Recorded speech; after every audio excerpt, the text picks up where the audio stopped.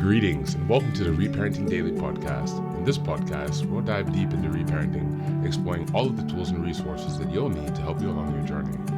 This podcast is divided into 3 sections. The first is a daily reading. The second is a discussion of the reading, followed by suggested journal prompts. And the last section is a peaceful meditation for closing.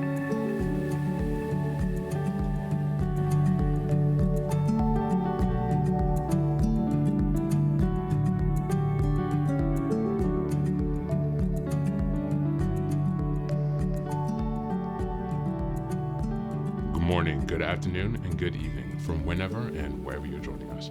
I'm so glad you've joined us today on this journey of self-expansion and growth. If this is your first time here, welcome. Please don't forget to like, share, subscribe this podcast wherever you're listening, on Apple Podcasts, Spotify, or YouTube.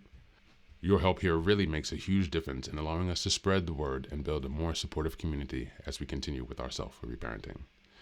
Now, before we get started, I have some quick updates for you. First, I'd like to introduce our Patreon community. Here, for a small monthly fee, you can join us for 3 weekly meetings for additional support with your reparenting journey. On Sundays, we have a meditation group. On Tuesdays, we have a book club discussion. And on Thursdays, we have open topic conversations. You can find out more details about this if you go to the Reparenting Daily website and check out on the community tab. In addition to that, we also have a WhatsApp group to foster more daily connection and support for whenever you need it. And this is a community of fellow travelers from around the world who will always be there when help is needed. It's just one of the many ways that we're building our network of resources that are really going to help support your reparenting journey. For the next update, I'm very excited to announce that I've just released some first books. The first is probably the most important, and it's called the Reparenting Daily Journal. Now, this journal is a daily guide for 365 days of the year. We'll be starting in 2025, and basically each month corresponds to a theme in reparenting, and each week of each month corresponds to a sub-theme of the monthly theme. Now, from the beginning of the year, 2025, each daily episode will correspond with the themes in the daily workbooks. And so you can use this as a guide to work through your reparenting journey to stay focused, ensuring that you cover all of the most critical areas within a year's time. And again, this will be aligning up with the podcast, so you can use both of these to make a more engaging and interactive experience. This is ensuring that you really book progress on your reparenting journey. The next set of books I've written is called Fairy Tales for Reparenting. This is a collection of 3 books that contain short stories or fairy tales inspired from Jungian analysis, mythology, philosophy, and psychology that really is targeted to helping you connect to your inner child. And so these stories are very short. They're not very long. They're written in a very simple manner so that it's not too taxing on you, so you can more easily connect with the joy and fun of your inner child.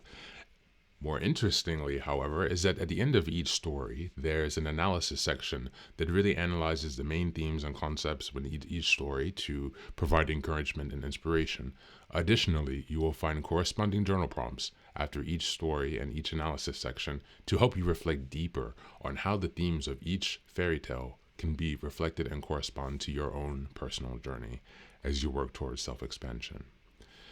You can find all of these books now available on Amazon, so go ahead and give us a look and give us some support. And as I've mentioned before, this entire process of reparenting and self-expansion is really about growth, iterative change, and continuous improvement. Much like the process of nurturing the bonsai tree, our reparenting journey requires our consistency and care. So many thanks for being here and for supporting this project, and also to committing on your journey of self-expansion. Now, without further ado, let's dive into today's practice. Today is January 8th, and the month's theme is self-awareness and self-reflection. We are now in week 2, and the theme is identifying emotional triggers. Today, the reading comes from the Cleveland Health Clinic. There's an article on their website. You can find the link in the description. The article is entitled, "Can you identify your emotional triggers?" I will read a portion of this article, and I encourage you to click on the link in the description to read the entire article and to find other further articles. What are emotional triggers? Emotional triggers, or mental health or psychological triggers, are environment, interpersonal, sensor, or cognitive situations that spark sudden, intense, negative reactions. These triggers are deeply personal and vary from one person to the next, but they can be as subtle as the smell of a specific perfume, or as direct as someone criticizing you for the way you act or look. Emotional triggers cause you to experience thoughts and feelings that are often disproportional to the actual event that's taking place, explains Dr. Albers. It's like the knee-jerk reaction that you're having, and it's often the result of a past trauma, pain, or stressful situation.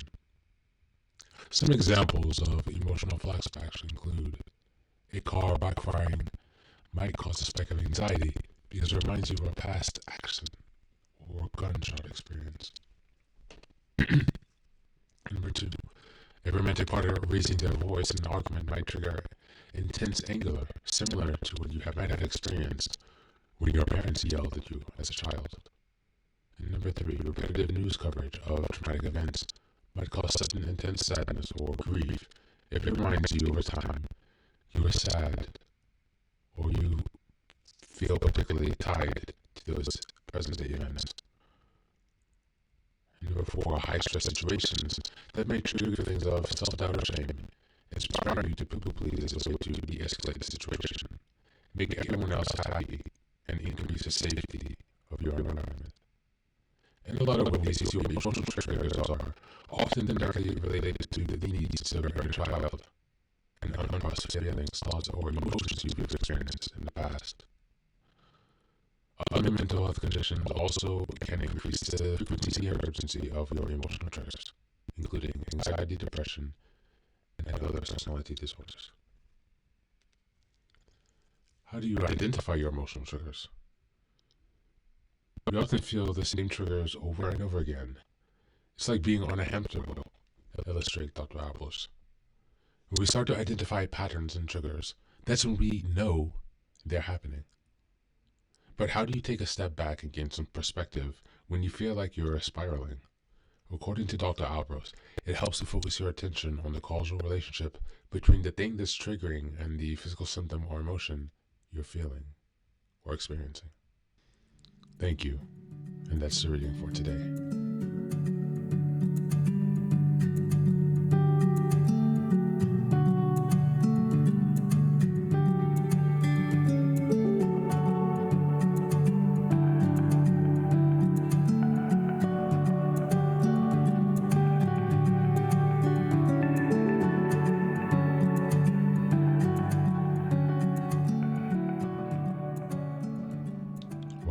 Welcome back.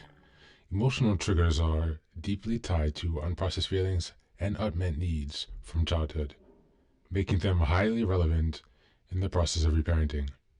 Reparenting is the act of nurturing your inner child and meeting the emotional needs that may not have been addressed in the past.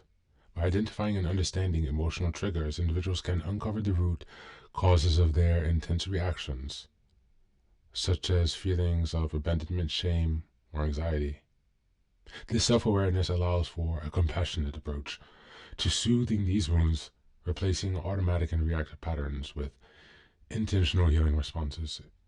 In essence, recognizing triggers is the first step in reclaiming control over emotional responses and providing the care and safety your inner child deserves.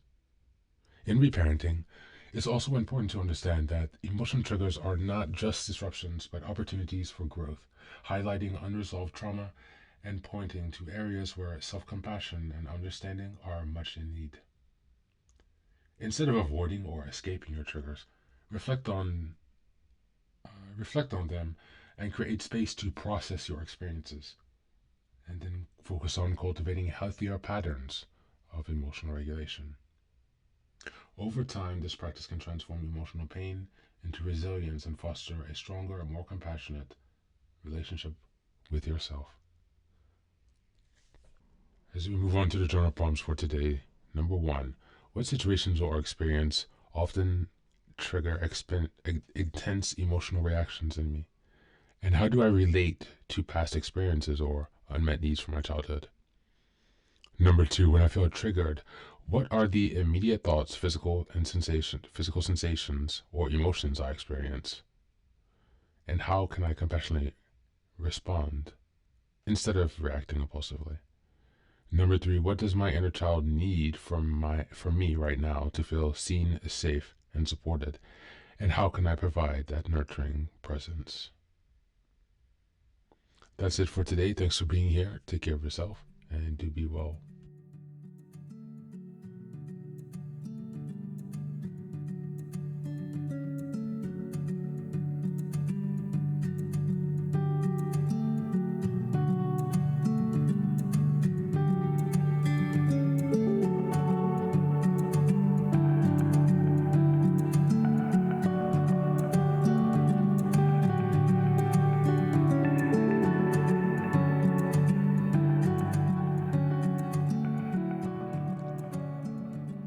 Welcome back.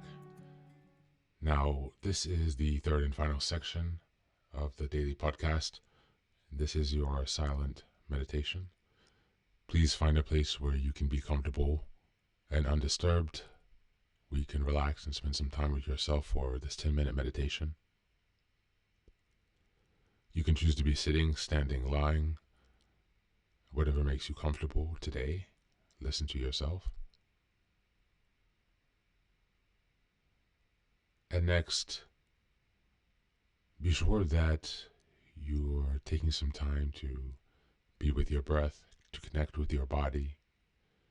Don't be disturbed by your thoughts.